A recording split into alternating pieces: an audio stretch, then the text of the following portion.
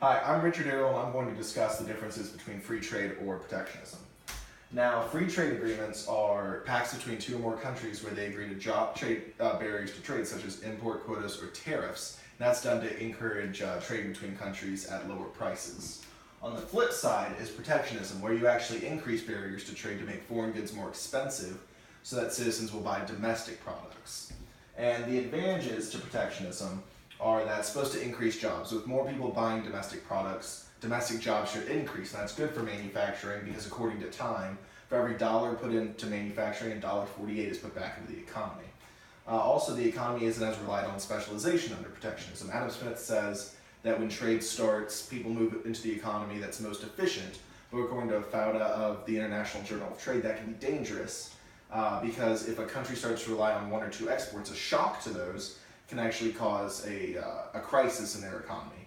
And so this forces countries to diversify. Tariffs also raise government revenue, allowing them to perform different functions, and increased education is needed in order to perform the new complex manufacturing jobs that will be coming back. The disadvantage to protectionism is that protectionism can lead to job loss. Mika, according to trade promotion versus trade protection, in the steel and sugar industries, tariffs actually led to job loss. And higher prices also result because of American labor, and buying those products mean that people can't buy as much, and so they have a decreased quality of living. For example, all these textiles taken from Amazon or New York Times have shown that across the board imported goods are cheaper than made in the USA goods, and that doesn't stop there. Business Insider says that if an iPhone was made domestically, it could cost upwards of $2,000 in retail. Now, the advantages of free trade are basically the exact opposite. There's lower prices than before, so people can buy more and have an increased quality of life. There's increased competition due to foreign firms entering the market, and so there's competition which leads to better products for people to buy. Specialization is a double-edged sword because even though it can lead to one or two export economy, it also allows people to make what they make best the most. So they get more value for what they make.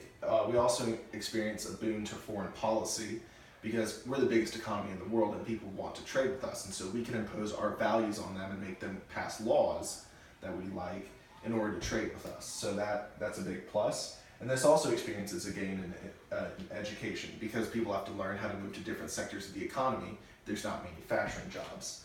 However, there are disadvantages because according to Time, labor costs in other countries are rising, such as India or China. And also there's increased transportation costs according to Time due to the increase in global oil prices, but the shale boom in the US has kept transportation costs low. Economic cycles of the world also fall in sync, which means a global downturn can occur because one country had a bad economic crisis that sent a ripple effect through the economy. However, I would say the best choice is still free trade because protectionism benefits don't pan out all that well. It's supposed to bring jobs back to the economy, but it doesn't.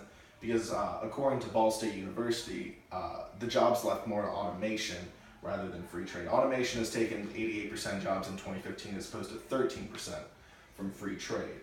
And so with that, so it doesn't do what it's supposed to, while free trade's benefits do work out. It lowers costs, it has a foreign policy boon, and because it gives more benefits to the average American, the economist in me says that that's the best choice. Thank you.